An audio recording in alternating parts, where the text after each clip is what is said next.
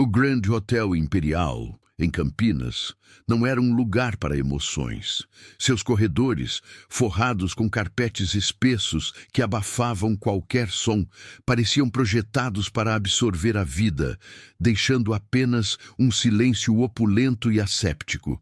Obras de arte minimalistas adornavam as paredes e a iluminação suave refletia no mármore polido do chão, criando uma atmosfera de luxo contido e impessoal.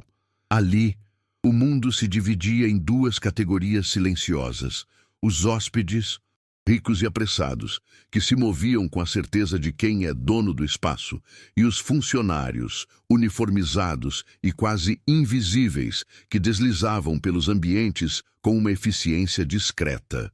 O ar era carregado de uma frieza profissional, um vácuo onde as interações humanas eram superficiais, transacionais e, acima de tudo, hierárquicas, um palco perfeito para o drama que estava prestes a se desenrolar sob seus lustres de cristal. Ricardo Almeida, um CEO de 52 anos, personificava o ambiente ao seu redor.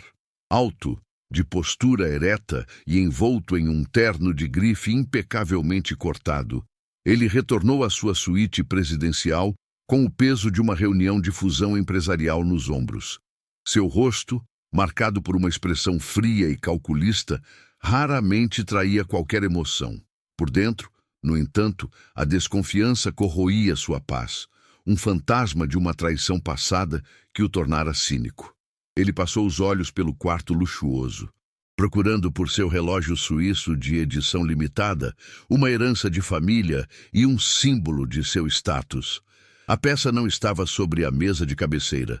Ele procurou na mala, no banheiro, mas o objeto de valor havia desaparecido. Em sua mente, treinada para encontrar culpados e otimizar perdas, a paranoia floresceu instantaneamente, apontando para a única pessoa que havia estado ali. Com a certeza de um predador, Ricardo desceu ao lobby. Seu caminhar era decidido, seus passos ecoando uma autoridade que não admitia contestação. Ele avistou Lourdes Santos, perto do balcão da recepção, uma camareira de 60 anos, terminando de organizar seu carrinho de limpeza. Com uma frieza cortante que silenciou as conversas ao redor, ele se aproximou e sua voz soou como uma lâmina no ar-condicionado do hotel. Na frente do gerente, de outros funcionários e de hóspedes curiosos, ele apontou para a senhora de uniforme impecável. Foi ela, declarou, sem um pingo de hesitação. Essa mulher esteve no meu quarto. Ela roubou meu relógio. Eu exijo que a polícia seja chamada imediatamente. A acusação pairou no ar, pesada e irrevogável, transformando o lobby luxuoso em um tribunal improvisado e cruel. Lourdes ficou pálida, suas mãos calejadas pelo trabalho de décadas paralisadas sobre o carrinho. As palavras de Ricardo a atingiram como um golpe físico, roubando-lhe o ar e a voz. Ela não chorou, nem gritou. Apenas ergueu o rosto, e seus olhos, serenos e profundos, encontraram os dele. Naquele olhar não havia súplica, mas uma dignidade ferida, uma firmeza silenciosa que negava a acusação com mais força do que qualquer palavra. Era a expressão de uma honra construída ao longo de uma vida inteira, agora sendo publicamente destroçada por um capricho arrogante. É em momentos de injustiça tão profunda que uma história precisa ser contada, não apenas para expor a ferida, mas para celebrar a força de quem a suporta. Se você acredita que a dignidade merece uma voz, inscreva-se para nos ajudar a continuar compartilhando relatos como este. A pequena sala da gerência, para onde Lourdes foi conduzida, era um contraste brutal com o luxo do lobby. Sem janelas, com paredes de um bege cansado e iluminada por uma luz fluorescente que zumbia baixinho, o lugar cheirava a café velho e a documentos guardados por tempo demais. Ela se sentou em uma cadeira desconfortável, de plástico duro, e manteve as mãos cruzadas sobre o colo, os nós dos dedos brancos pela força com que os apertava. Ricardo permaneceu em pé, perto da porta, como um guarda de sua própria acusação. seu terno caro parecendo deslocado naquele ambiente de burocracia modesta. O silêncio era pesado, preenchido apenas pelo zumbido da lâmpada e pela respiração contida dos presentes. Cada segundo que passava parecia esticar a humilhação, transformando a espera em uma forma silenciosa de tortura que testava a compostura de Lourdes ao limite. 2 policiais chegaram minutos depois, suas presenças preenchendo o pouco espaço que restava. Não eram hostis, apenas profissionais, seus rostos exibindo uma máscara de neutralidade que era, de certa forma, mais assustadora do que a raiva aberta. Eles se apresentaram com vozes monótonas e iniciaram o procedimento padrão. As perguntas eram diretas, lançadas como pedras pequenas e pontiagudas. Qual o seu nome completo? Há quanto tempo trabalha no hotel? A senhora tem alguma dívida? Lourdes respondia a cada uma delas com uma voz baixa, mas firme, sem desviar o olhar. Ela não se defendia com paixão, não levantava a voz, nem derramava uma lágrima. Apenas relatava os fatos de sua rotina. A mesma rotina que seguia há 22 anos, com uma precisão que desarmava a suspeita, construindo um muro invisível de verdade ao seu redor. A narrativa de sua vida começou a emergir, não por vontade própria, mas como resposta ao interrogatório. Ela falou sobre o marido, falecido há uma década, e sobre a filha, a primeira da família a ter um diploma universitário. Mencionou a neta, cujo sonho era cursar direito, um sonho que ela ajudava a financiar com as economias de uma vida inteira de trabalho árduo. Cada palavra pintava o retrato de uma existência simples, regida por princípios de honestidade e sacrifício. Não havia luxo em sua história, apenas a riqueza de uma reputação intacta, um nome limpo que era seu bem mais precioso. Ela não estava tentando gerar pena, estava apenas respondendo, mas ao fazê-lo, expunha a alma de uma mulher cuja honra era o alicerce de tudo o que ela era e de tudo o que havia construído. Ricardo observava de seu canto, seu desconforto crescendo a cada resposta serena. Ele esperava um colapso, uma confissão chorosa, a fragilidade de uma culpada encurralada. Em vez disso, testemunhava uma força que ele não compreendia. Ele olhava para as mãos dela, calejadas e marcadas pelo tempo, e não conseguia imaginá-las pegando algo que não lhes pertencia. Ele ouvia sua voz, sem um pingo de hesitação, e a certeza que o levara até ali começou a se parecer perigosamente com arrogância. Pela primeira vez, a imagem da dignidade ferida de Lourdes sobrepôs-se à sua paranoia. A semente da dúvida, minúscula e incômoda, foi plantada em sua mente, começando a rachar a superfície dura de seu cinismo e a questionar a infalibilidade de seu próprio julgamento.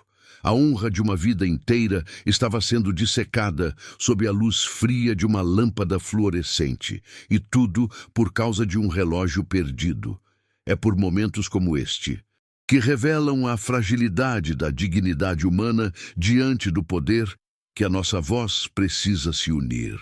Inscreva-se no canal, pois cada nova voz nos ajuda a garantir que nenhuma história de injustiça seja esquecida. Após o interrogatório inicial, o gerente do hotel, um homem preso entre a pressão de um hóspede importante e a lealdade a uma funcionária antiga, tomou a decisão que o protocolo exigia. Com o olhar baixo e a voz carregada de um pesar burocrático, ele informou a Lourdes que ela seria suspensa preventivamente, até que a investigação fosse concluída. A palavra suspensa soou mais violenta do que a própria acusação. Significava que sua rotina, sua fonte de sustento e seu lugar naquele mundo por mais de 2 décadas estavam sendo arrancados dela. Ela não protestou, apenas assentiu com a cabeça, uma aceitação silenciosa que carregava o peso de uma derrota imerecida. A dignidade, que a sustentara durante o interrogatório, agora parecia uma armadura pesada demais para carregar. Sair do hotel foi uma caminhada de vergonha. Ela foi instruída a usar a saída de serviço, um caminho frio e cinzento que nunca usava. Pelo corredor, sentiu os olhares de seus colegas, uma mistura de pena, curiosidade e medo. Ninguém disse nada, mas o silêncio era ensurdecedor. Cada passo para longe daquele lugar era um passo para dentro de um pesadelo que ela não escolheu. Ao chegar em casa, o pequeno apartamento que sempre fora seu refúgio pareceu estranho e opressor. O telefone tocou. Era sua filha, preocupada com sua demora. Contar o que havia acontecido foi a parte mais difícil. A voz de Lourdes finalmente vacilou ao ouvir o choque e a dor na voz da filha, sentindo a mancha daquela acusação se espalhar e sujar o nome de sua família. Enquanto isso, de volta à sua suíte presidencial, Ricardo se viu incapaz de relaxar. O luxo ao seu redor, que antes lhe proporcionava uma sensação de poder e controle, agora parecia vazio e artificial. Ele se serviu de um uísque caro, mas a bebida não conseguiu aquecer o frio que se instalara em seu peito. A imagem do rosto de Lourdes, seus olhos serenos e magoados, estava gravada em sua mente. Ele tentava se convencer de que havia feito a coisa certa, que em seu mundo era preciso ser implacável para sobreviver. Lembrou-se da traição de seu antigo sócio, da dor e da humilhação que sentiu, e tentou usar essa memória como justificativa. Mas a lembrança não trazia conforto, apenas um eco perturbador que o fazia questionar se estava punindo a mulher errada pelo crime de outro. Sua arrogância e sua intuição, as duas ferramentas que o guiaram ao topo do mundo corporativo, estavam agora em guerra. Uma parte dele gritava que sua desconfiança era justificada, que a vulnerabilidade era uma isca para tolos. Outra parte, uma voz mais baixa e incômoda, sussurrava que ele havia cruzado uma linha, que ele havia usado seu poder não para buscar justiça, mas para infligir dor a uma pessoa indefesa, baseando-se em nada mais do que um preconceito velado e uma paranoia alimentada por feridas antigas. O medo de estar errado começou a superpor-se ao medo de ter sido roubado. E o medo de ter destruído a reputação de uma inocente por um capricho era um peso que ele começava a sentir em sua própria alma. Um fardo muito mais pesado que o de um relógio perdido. Aquele foi o início de uma rachadura em sua armadura. Uma pequena fresta por onde a dúvida e talvez a humanidade começava a entrar. A jornada de um homem para se redimir de seu pior erro pode ser tão poderosa quanto a luta de uma mulher por sua honra. Se você acredita que essas transformações merecem ser contadas, junte-se à nossa comunidade. Longe do drama humano que se desenrolava, a investigação seguia seu curso técnico e impessoal. Em uma sala de monitoramento, nos bastidores do hotel, os detetives começaram o trabalho meticuloso de revisar horas de gravações das câmeras de segurança. Eles analisaram cada corredor, cada entrada e saída, cada movimento de Ricardo e Lourdes naquele dia. As imagens eram nítidas, capturando a vida do hotel em um silêncio digital. O processo era lento, uma busca paciente por um único momento. Um único gesto que pudesse confirmar ou negar a acusação. A verdade estava ali, escondida em meio a terabites de dados, esperando para ser descoberta por olhos treinados, indiferente à dor, à vergonha e à dúvida que consumiam os envolvidos. Enquanto a noite caía sobre a cidade de Campinas, a tensão se aprofundava. Para Lourdes, a escuridão trazia consigo o medo do amanhã, a incerteza sobre seu emprego, sua reputação e o futuro de sua família. Para Ricardo, a noite trazia a solidão de sua suíte e os fantasmas de suas próprias decisões, forçando-o a confrontar a possibilidade de ter cometido um erro terrível e irreparável. Em algum lugar nos porões do Grand Hotel Imperial, um dos detetives parou a gravação. Voltou alguns segundos e ampliou a imagem em um dos monitores. Ele se inclinou para a frente, os olhos fixos em um pequeno detalhe no pulso de Ricardo Almeida. um brilho metálico que poderia mudar o rumo de toda a história. A verdade estava prestes a vir à tona. A manhã seguinte trouxe consigo uma convocação fria e formal. Ricardo, Lourdes e o gerente do hotel foram chamados de volta à pequena sala sem janelas, que agora parecia ainda menor e mais claustrofóbica. Os dois detetives já estavam presentes, seus rostos impassíveis como na noite anterior. Um deles segurava um laptop, cuja tela era a única fonte de luz, além da lâmpada fluorescente que zumbia incessantemente. A tensão no ar era tão espessa que podia ser cortada, uma mistura de expectativa, medo e a iminência de um veredito que mudaria vidas. Ricardo sentou-se em uma cadeira, sua postura rígida traindo um nervosismo que ele se esforçava para esconder. Lourdes, por sua vez, permaneceu em pé perto da parede, suas mãos novamente cruzadas, um pilar de dignidade silenciosa em meio à tempestade que se formara ao seu redor, esperando o fim de seu calvário. Sem qualquer preâmbulo, um dos detetives girou o laptop para que todos pudessem ver. Revisamos todas as gravações relevantes, disse ele, com uma voz monótona e profissional. Esta é do lobby principal, às 8h14 da manhã de ontem. A imagem na tela era cristalina. Mostrava Ricardo Almeida caminhando em direção à saída, sua pasta de couro em uma mão, o celular na outra. O detetive deu um zoom preciso na imagem, focando no pulso esquerdo de Ricardo. Ali, inconfundível sob a luz do lobby, brilhava o relógio suíço de edição limitada, a peça central de toda aquela dolorosa acusação. O ar pareceu ser sugado da sala. Ricardo se inclinou para a frente, seus olhos se arregalando em choque e incredulidade. A fundação de sua certeza começando a tremer sob seus pés como um terremoto. O detetive não parou. Ele avançou para outro arquivo de vídeo, desta vez de um restaurante próximo ao hotel.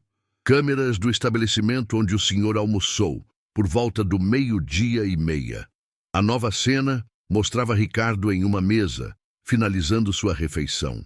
Em um gesto casual, quase inconsciente, ele tirou o relógio do pulso e o colocou dentro de um compartimento lateral de sua pasta de trabalho antes de se levantar para ir ao banheiro. Verificamos sua pasta esta manhã, com sua permissão, concluiu o policial, sua voz agora soando como o martelo de um juiz. O relógio estava exatamente onde o senhor o deixou. A verdade, simples e irrefutável, pairou na sala, desmantelando a acusação peça por peça, deixando apenas a vergonha nua e crua de um erro colossal. O silêncio que se seguiu foi mais ensurdecedor do que qualquer grito. Toda a arrogância, a frieza calculista e a postura de poder de Ricardo Almeida se desfizeram em um instante. Seu rosto, antes uma máscara de controle inabalável, desmoronou, revelando uma vergonha crua e avassaladora. Ele baixou a cabeça, incapaz de encarar qualquer pessoa na sala, especialmente a mulher que ele havia humilhado publicamente. Seus ombros caíram, como se o peso de sua injustiça finalmente o tivesse esmagado. Ele olhou para Lourdes e pela primeira vez a viu de verdade. Seus olhos estavam marejados, mas não eram lágrimas de alívio ou de vitória. Eram as lágrimas de uma dor profunda, da ferida causada pela desconfiança, da honra que fora pisoteada e agora, lentamente, era devolvida, ainda que marcada pela cicatriz daquela humilhação. Com a voz embargada, um som estranho e frágil vindo de um homem tão imponente, Ricardo conseguiu murmurar um pedido de desculpas. Eu sinto muito. Eu não sei o que dizer.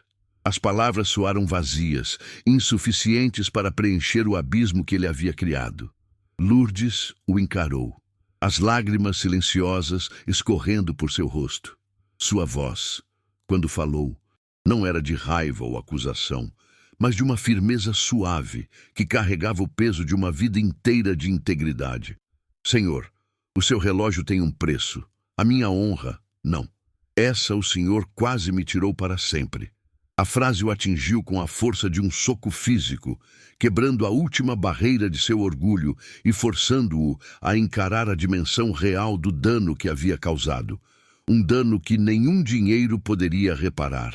No dia seguinte, o lobby do Grand Hotel Imperial, normalmente um palco de transações apressadas e silêncios calculados, tornou-se um auditório improvável. A pedido de Ricardo, toda a equipe do turno da manhã foi reunida.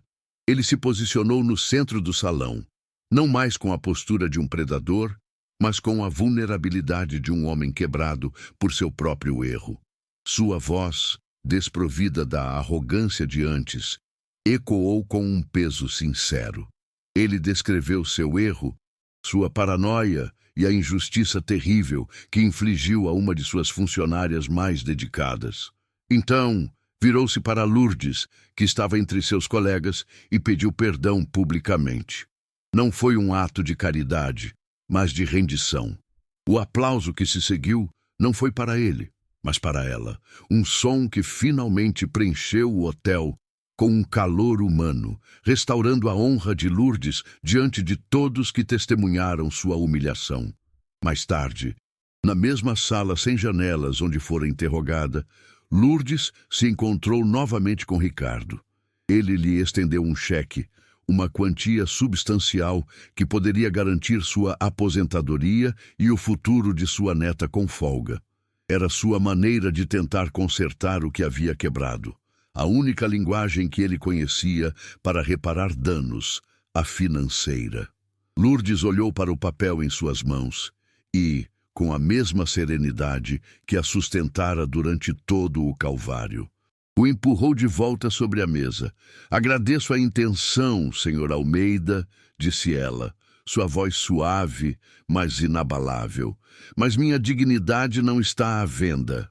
Para Ricardo, aquela recusa foi mais impactante do que a revelação das câmeras. Ele entendeu, finalmente, que o que ele havia tirado dela era um bem que dinheiro algum poderia comprar ou restaurar, e que a verdadeira reparação exigiria muito mais do que um simples pagamento. A recusa de Lourdes foi a peça que faltava para completar a transformação de Ricardo. Ele passou semanas refletindo, percebendo que sua ação não foi um incidente isolado, mas o sintoma de um mundo que frequentemente esmaga os vulneráveis sob o peso do poder e da suspeita. Em vez de um cheque, ele decidiu criar algo duradouro, um legado que pudesse transformar sua vergonha em esperança para outros. Assim nasceu a Fundação Santos de Apoio ao Trabalhador, uma organização sem fins lucrativos, dedicada a oferecer assistência jurídica e financeira gratuita para trabalhadores de baixa renda que enfrentam acusações injustas. Ele ofereceu a Lourdes um lugar no conselho, não como um gesto simbólico, mas como a bússola moral da instituição. Desta vez, ela aceitou, vendo a oportunidade de transformar sua dor em um escudo para inúmeros outros. Anos mais tarde, a fundação se tornou um farol de esperança. Ricardo, agora um homem com um olhar mais suave e um propósito renovado, era frequentemente visto conversando com trabalhadores, oferecendo não apenas recursos, mas empatia. Lourdes, aposentada do hotel, atuava como conselheira, seu semblante sereno e sua história pessoal sendo a maior fonte de conforto para aqueles que chegavam desamparados. Em uma das salas, sua neta, agora uma jovem estudante de direito, estagiava, inspirada pela força da avó e determinada a lutar pela justiça que quase lhe foi negada. A história de uma mulher provou que a honra pode mover montanhas e transformar vidas. Para que mais relatos de coragem como o de Lourdes continuem a inspirar, não se esqueça de se inscrever e fazer parte desta jornada.